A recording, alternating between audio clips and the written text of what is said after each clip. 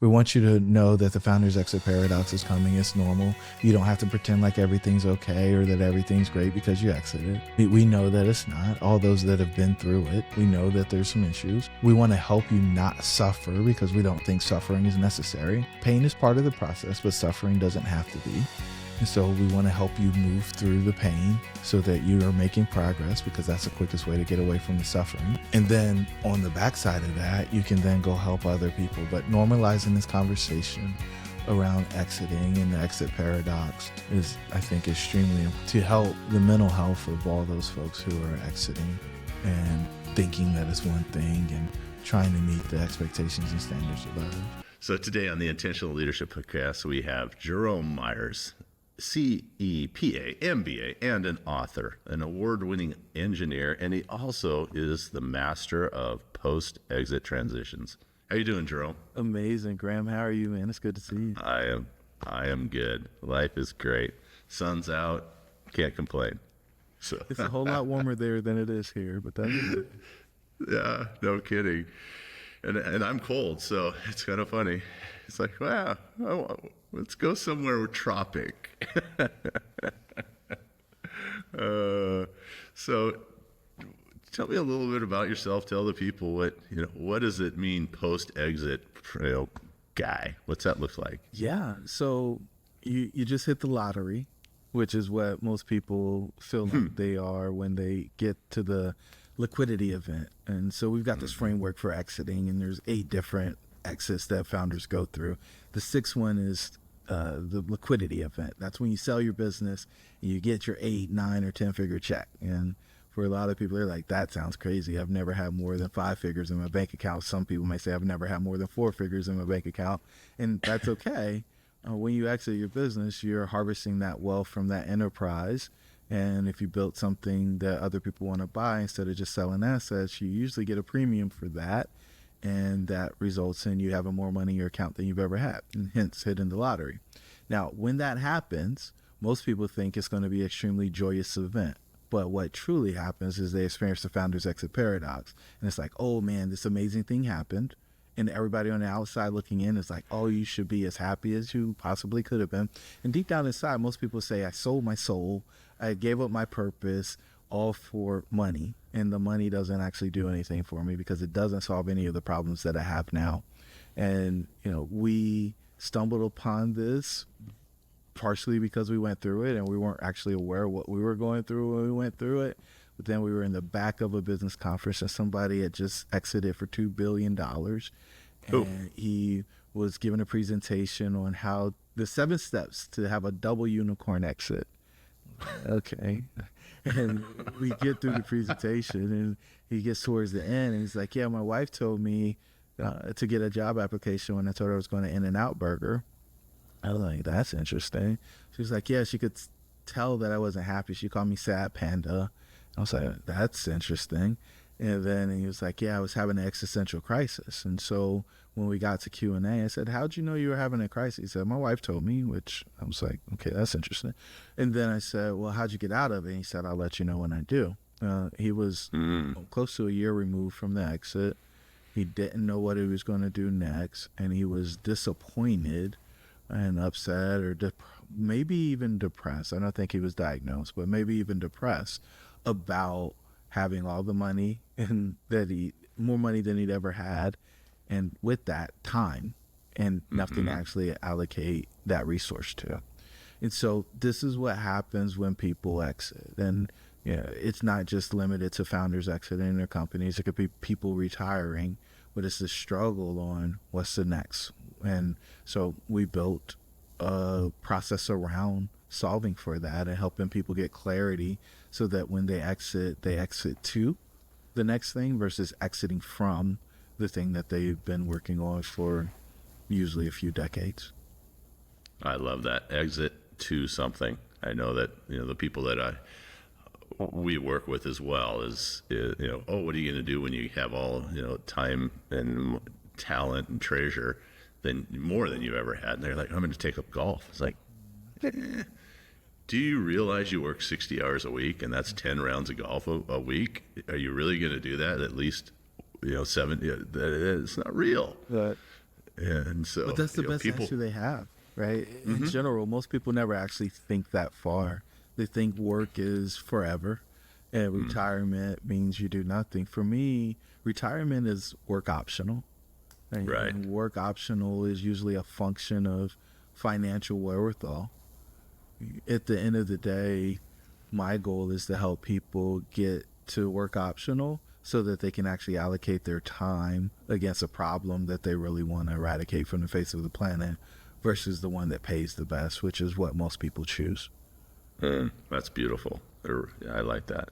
And so, how early in the game? I mean, people usually go, okay, I'm going to exit, and then, gee, I want to do it tomorrow, and then it's 4 or 5 years down the road when they finally figure it out. And usually and not usually, but hopefully they've added the financial planner, the CPA, their team of advisors, their trusted advisors. How early should they join, and start talking about what it is that their purpose to eradicate is? Yeah, so for me, it's fascinating. We have honed in on a 5-year window. It's 3 years before they exit or 2 years after. Some people need to touch the pot to know that it's hot. They don't believe that they're going to have a problem on the backside of their exit.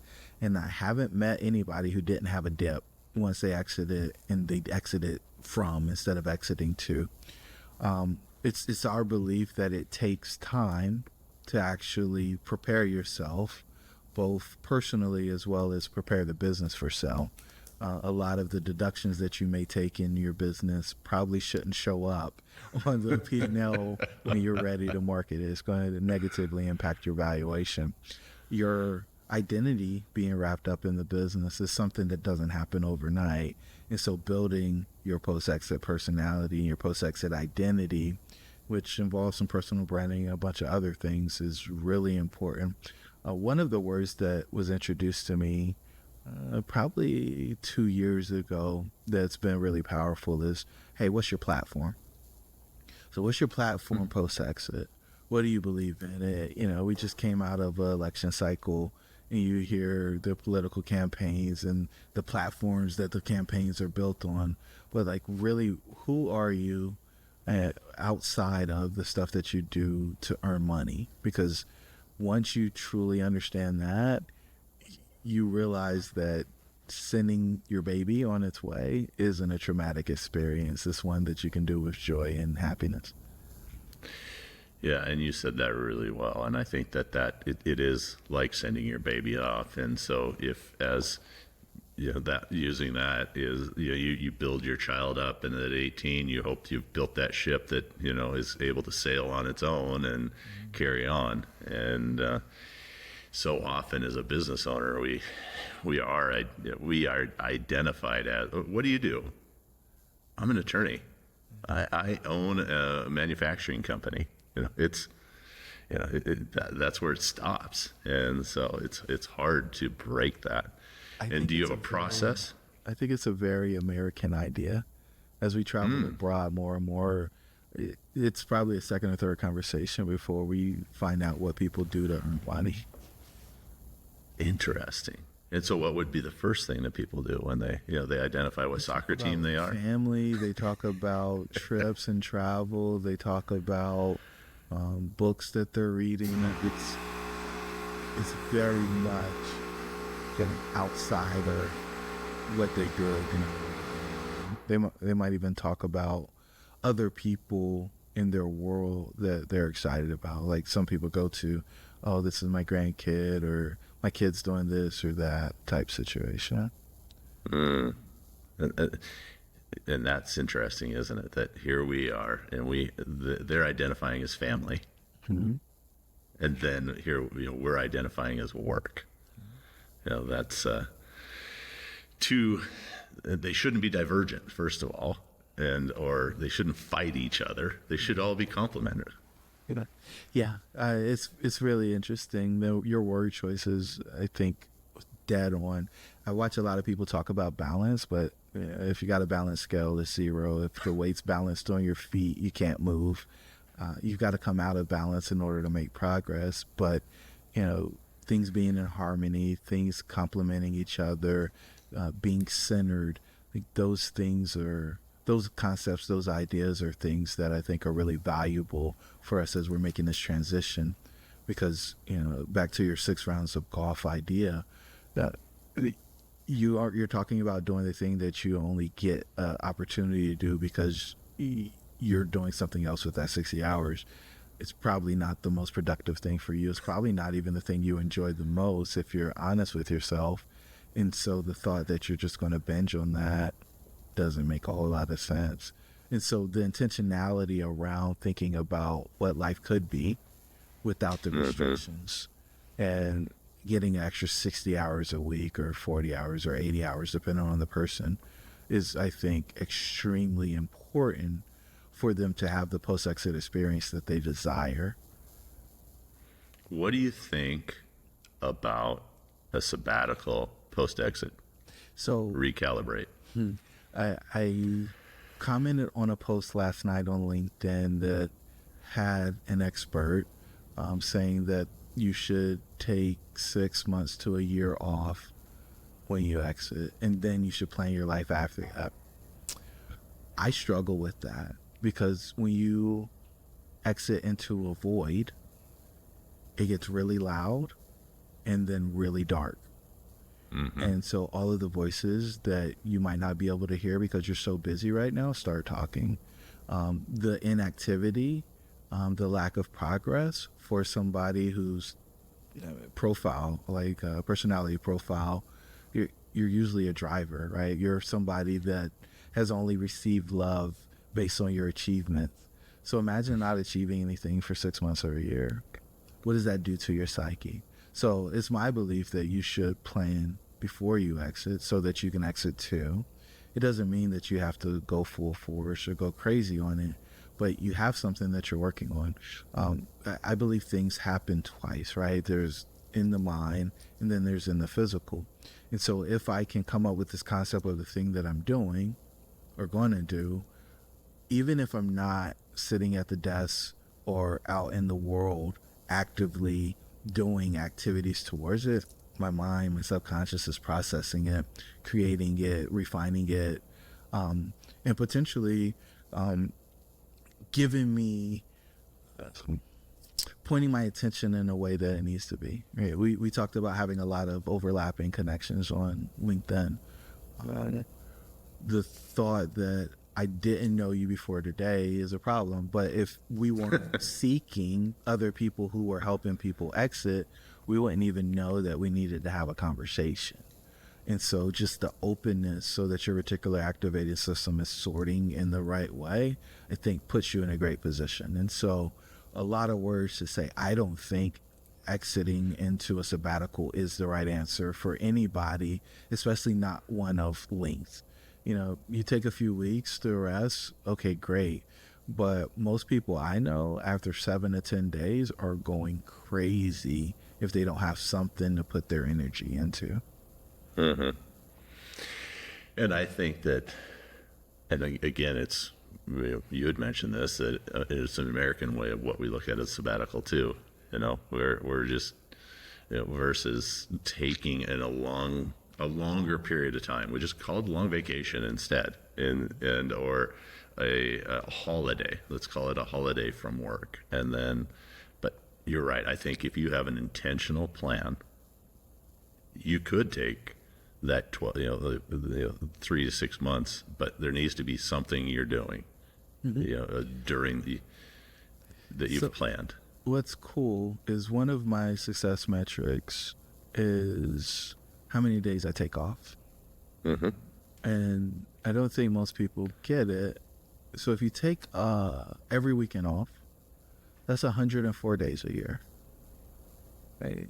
But if you tell somebody, hey, I took 100 days off, they'll be like, what do you mean? Like, how's that possible? Right?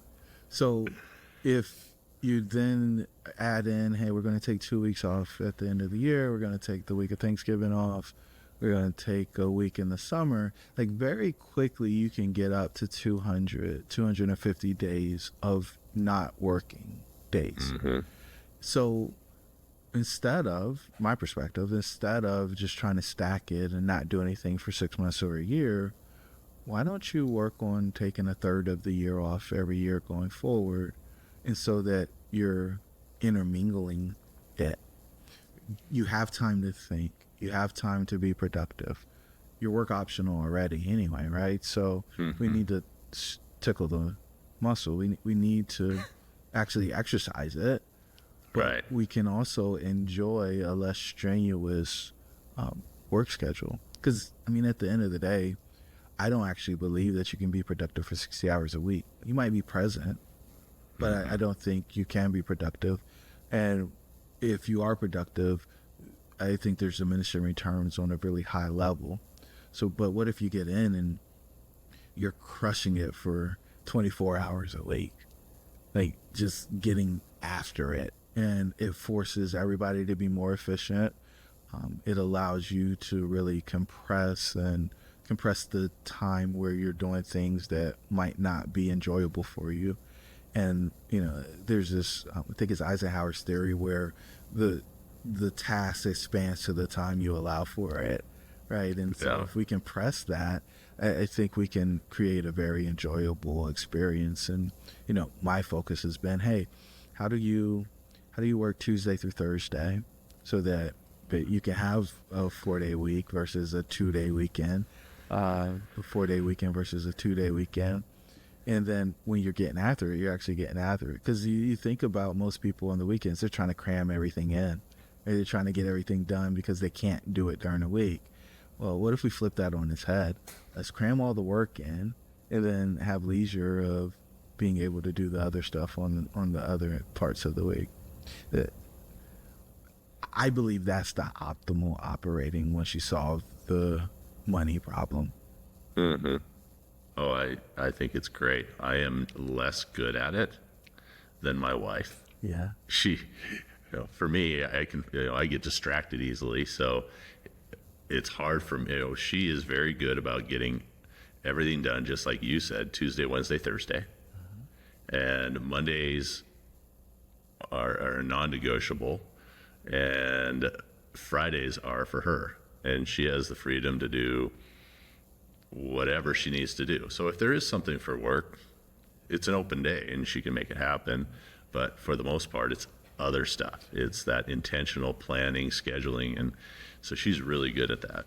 The thing that I realized is most people don't actually value the non-renewable resource more than the renewable resource. What are you talking about, Jerome? You've only got X amount of seconds on the face of the planet, right? And once you're born, that clock is ticking down and it doesn't stop. But most people don't value having unallocated time the way that they value having unallocated money, right? If you have unallocated money, you're wealthy, right? I'm a millionaire. I'm a centimillionaire, whatever your thing is. Well, I take 4 days off a week. Oh, you're lazy. Or am I actually wealthy because, or what we like to call prosperous, because we look at time and treasure for prosperity. But the time is more scarce than the money more often than not. And when you actually prize it that way, right, I'm going to allocate the 3 days out of the 7 days of the week to work versus allocating 5 of the 7 days to work, you begin to realize that you're actually wealthy, from my perspective, that way. Yeah, no, I agree. If you can get away with it, it's wonderful. And do you do that? I do. Oh, good. Yeah, we were 198 days off last year. Awesome. Good for you. And when you say we, So who's we? The whole company shut down, or what do you do? So people can work as much as they want to work. That's totally up to them. But as far as me being in meetings or me not having the ability to be with family members or to do things with them because I'm encumbered by appointments that or activities I'm being paid for, that's not the game for me. And it's funny because it just went through the exercise of blocking the calendar for the year. And so I've got like 2 more weeks that I've got to put on. I haven't picked where we're going to go for summer vacation, so I haven't picked that week yet, but, picking the time, and then the other stuff fills around that time. I think most people do it the opposite way. Here's what I got for work. Here's the other thing I got to do for somebody else, and they don't actually prioritize the family or the outside of work stuff that on their calendar. And I just believe, as a fiduciary, I don't think fiduciary just applies to money. I think it's about being a good steward of all resources, and that time resource is the most precious one. And if you're not intentional about the allocation, you're going to end up in a place where you don't get the outcome that you desire. No, that's perfect. I agree 100%. And I know that, we do the same thing. We sit down. It's not the sexiest thing in the world. We think it is, but on New Year's Eve, we go to dinner and we look at the year that we had, the year we want. We come up with a plan, and the first thing we do is put in the vacation days. Actually, that's second. We put in kid or grandkid school days or time off, so that we know, the non-negotiable is that they have to go to school. Then it's the vacation days. Then it's work. And if kids are supposed to go to school 180 days a year, why can't we work 180 days a year? You think? Yeah. Why not? That summer off thing is pretty cool. It is, yeah. Especially if you can do it in Washington. Come on, you come visit. You said you had a week to allocate. Yeah. Yeah, Pacific Northwest. So I've got this really silly goal of getting the kids to all 50 states before they graduate high school. And so I think I have 7 or 8 more trips to get that done. And Pacific Northwest is part of that. So we need Oregon, Washington. And we eventually got to get up to Alaska. But yeah, that's on the list for sure. Well, I can help with that. I can help with ideas, places. Come visit. I'll take you out in the San Juan Islands, and you're going to go, what? I had no idea this existed. So, Okay. It's magical. I actually take people up when they offer. So it's on good. Recording too. Hey, no, I offer it, and I'm genuinely, I for sure. Let's see if we can't make it work. And I think that I don't want it recorded only because I don't want everybody to know how beautiful the San Juan Islands are.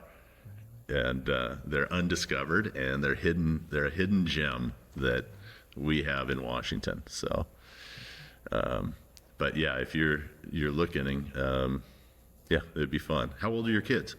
Oh no, she turned 15 and 12. Okay, so yeah, you're getting down there. And how many states do you have left? I think we have 12. Okay. Oh, you're getting there. Yeah. You're close. That's awesome. Yeah. So that's what this summer is. Okay, I'm going to pick some of the states or one of the states that. Yeah, so we usually do some. So 2 years ago, so last year we did Hawaii. 2022, we did a road trip. So we drove from Virginia to Beverly Hills. And we stopped and did some pretty cool stuff. So we did like a historic tour in Atlanta. They got Martin Luther King. They got a bunch of the civil rights stuff. They got Tyler Perry's studio. We went from there. We ended up in Alabama, did Tuskegee Airmen. And then we went to New Orleans. They got Whitney Plantation. They got the Go on the Swamp Tour, Riverboat. I think there was something else I can't recall right off the top. We spent 2 days in New Orleans. Then we ended up in Texas. There was a Buffalo Soldier Museum. Then New Mexico, we went to the caverns. Can't remember the name of the caverns, but there's the largest cave system. Then we walked around in a cave for 4 miles in New Mexico. And then Vegas, and went to the Grand Canyon and hit the bottom of the Grand Canyon in a helicopter, stayed on the Strip, and went to a magic show and all this cool stuff. Then we ended up in like Universal Studios in Beverly Hills. It was like an amazing trip. And I think we did it in like 8 days, 10 days, something like that. Ooh. But, everybody got along, and I drove every mile of that thing. It was pretty cool. And I assume you flew home, because that would We be... did fly back, and I wanted them to experience a red eye. And so we came back with a red eye. Hey kids, this is the hard way to travel. Here you go. Yeah, make a bunch of money so you don't have to do this. Yeah, we're gonna put you in row 28 and coach, right next to the bathroom. So you can't sleep, because every time somebody goes, you got to hear the. Yep, exactly. Oh, what a great trip. What a wonderful experience. So speaking of experience, and I honestly didn't have enough time to dig deep enough, but tell me about your Sri Lanka journey. Oh man, that was cool. Whoa. So that came on the back of doing a presentation at MIT. So Entrepreneurs Organization had us come in and do a 3-hour workshop. It started with a presentation, and then we did a panel discussion on post-exit fulfillment. One of the people that attended the event helped start the Entrepreneurs Organization chapter in Sri Lanka. And so they had us come in and do a 4-hour workshop. It was the longest workshop I've ever done solo. And it was interesting because I was like, I don't know if I can fill the time. We ran out of time in this particular instance. And so that conversation with the folks in Sri Lanka, many of them were in closely held or family-owned businesses. And so we talked about, hey, how do you figure out next when it's granddad's business that got started and you might not be able to sell it because the family's relying on the income, and but grandpa's not letting control of it go to dad, or dad's not letting control of it to son or daughter. And so like, how do you have those conversations, and how do you deal with succession planning? And how do you help those folks realize that they need to figure out their next? Because like identity, there was one guy that was there, his family, are you familiar with tuk-tuks? There's like the little... Yeah. Oh, I love a tuk-tuk, yeah. Their company was the largest manufacturer of tuk-tuks for the country. Right? And so, they basically have the market corner. I think it was like 80 or 90% of the market share. And so he's like, yeah, I'm the tuk-tuk guy. And then, what else? What's a tuk-tuk? Yeah. And so then we started digging into it, and it's like, well, now we've got an amusement park, and I'm a racing car driver was the way he described it. Like he does GT3. So I'm an F1 guy. Okay. And he races on the Porsche GT3 team. And so Whoa. It's fascinating. So he's got his identity outside of the business. There's another person there. His family sold tea. And so like, I'm the tea guy, kind of back to this identity, and your identity be wrapped up in it. So, our family is responsible for tea. This is the tea stuff.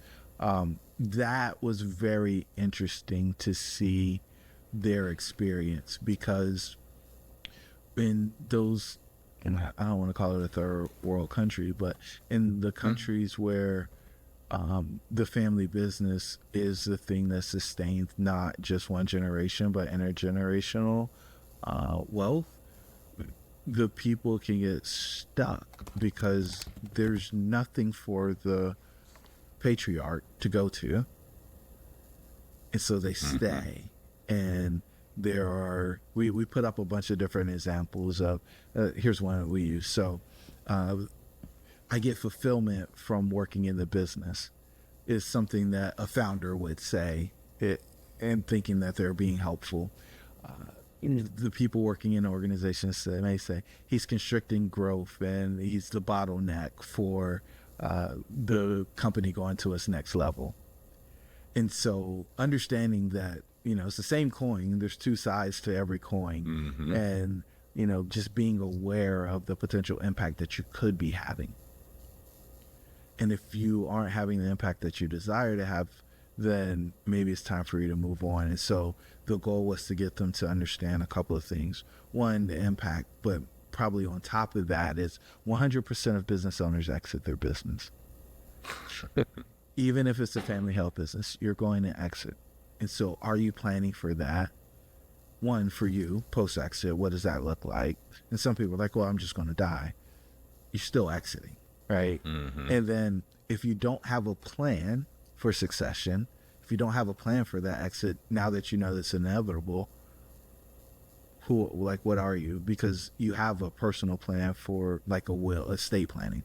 You have a will, you have a trust, you have something set up for that, but you know you're going to exit your business and you're choosing, because you don't want to think about it, not to create a plan for that.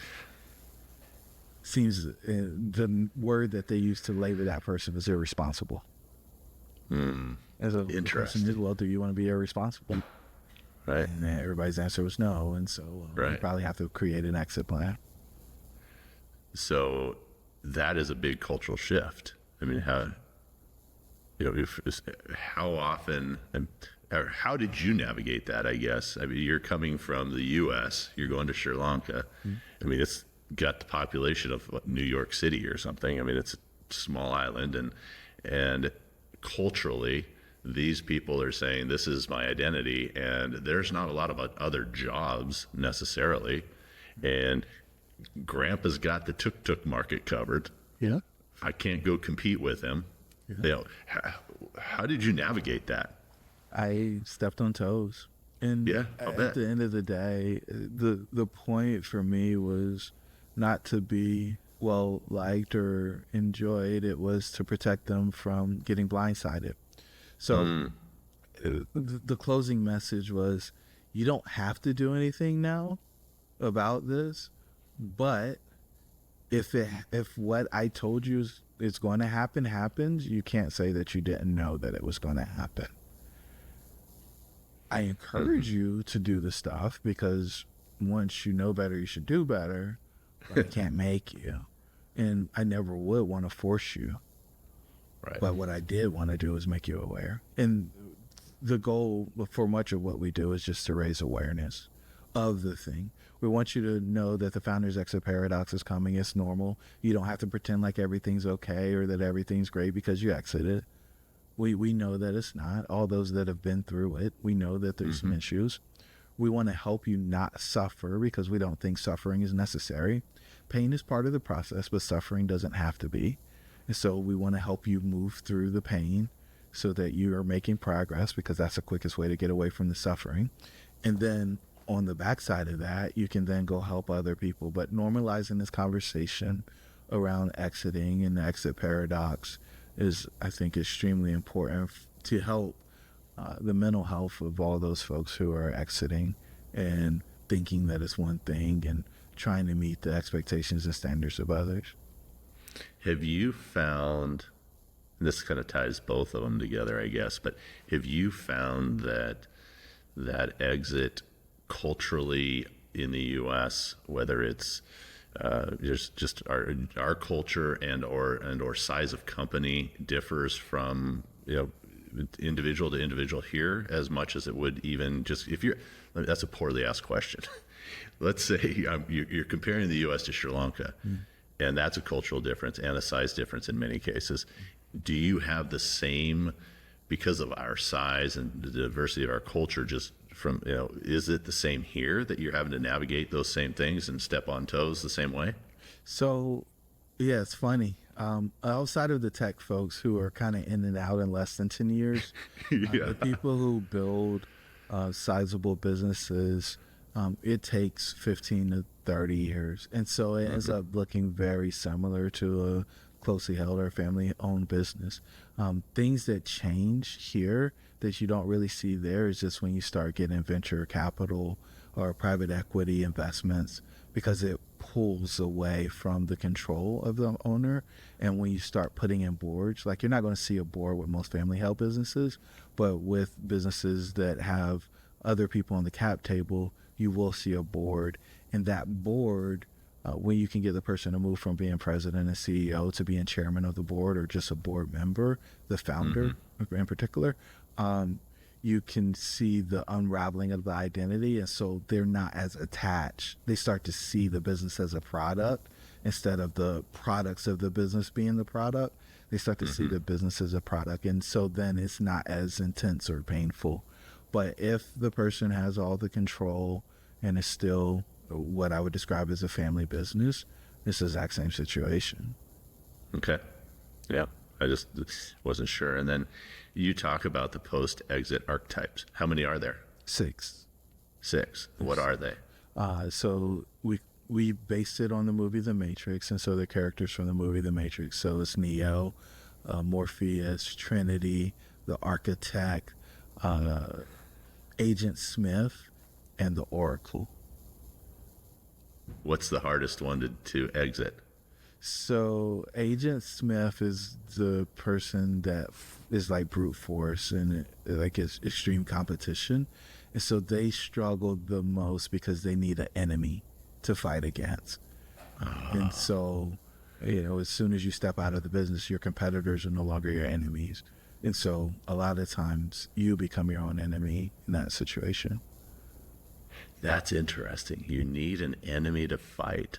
I never, I think of running from something. I was competitive as the next guy. I love going to a soccer match in Spain or Argentina or something and going, whoa, we have no idea what competition is in the U.S.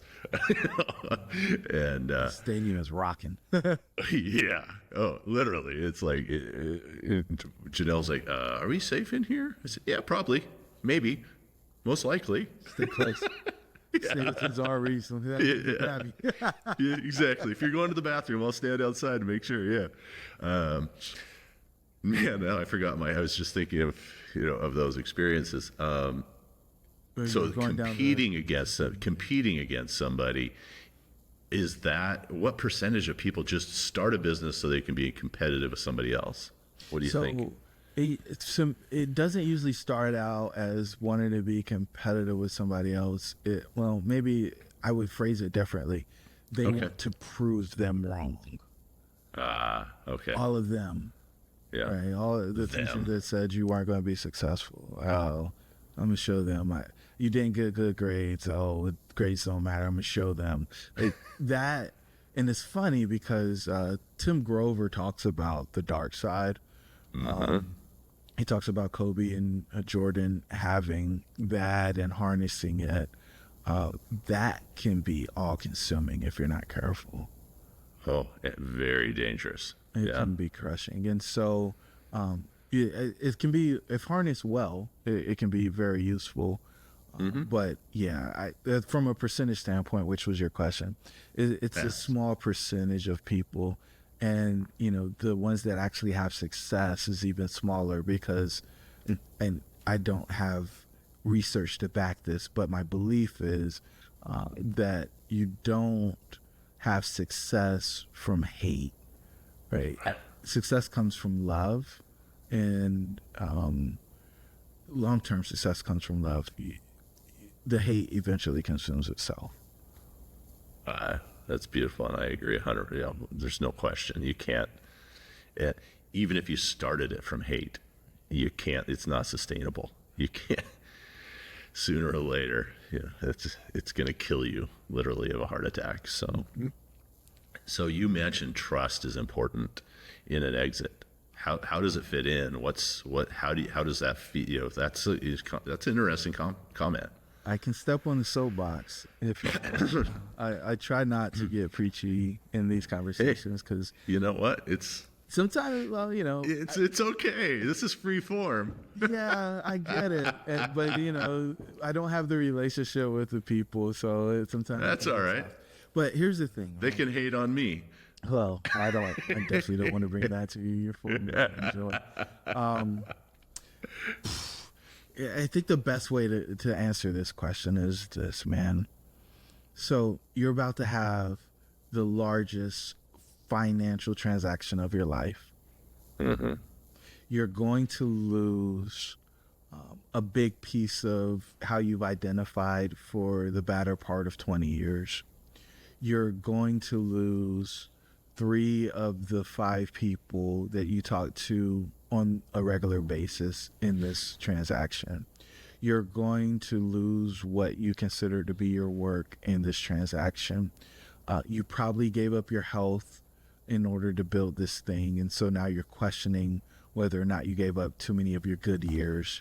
You've got money now, or you'll have money on the other side of this transaction, and it's more than you've ever had. And your relationship with it, because it is truly a relationship, usually swings in one of two totally different directions.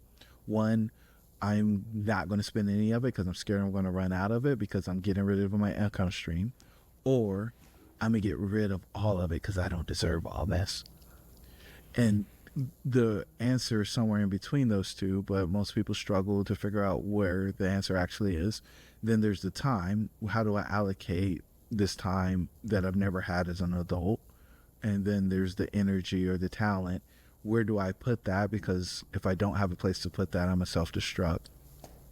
And then the last piece is the what we call significance. What most people would describe as, I want my life to matter. And it's like, okay, well, my life mattered when I was a CEO. Well, I don't know that it did, but we'll go with that if that's what you want. You're trying to figure out how to answer that question. And so you are, we call those the centers of doubt. You're stepping into the centers of doubt in all of those spaces. Many of the people that were on the journey with you are not going to go through the portal of the transaction. They stop at the door, especially the people who are helping you from an advisement standpoint. The other piece of this, to introduce the trust question, is all of these people are loyal to the transaction. They're not loyal to you because most of them get paid based on the transaction happening. Mm-hmm. And so they might encourage you to do something that's not best for you because the incentive is to get the transaction to happen so they can get paid. So you put all that up. You're literally in a new life on the other side of the transaction. Your financial picture has changed. Your time allocation thing has changed. Your work has changed. The people you spend time with has changed. Your identity has changed. Nothing's the same. Who do you trust in that space? Because all of the other stuff probably doesn't matter outside of your transferable skills. And so people end up in the space, oh, well, are you here because I'm wealthy now? Are you here because you heard that I exited? And they struggle with figuring out what's real, what's not. And yeah, you might find some people that you like, but I read a book in 2020 that fundamentally changed the way that I thought about trust, and it's called Sizing People Up. And what I had done up to that point was, if I liked you, then I trusted you.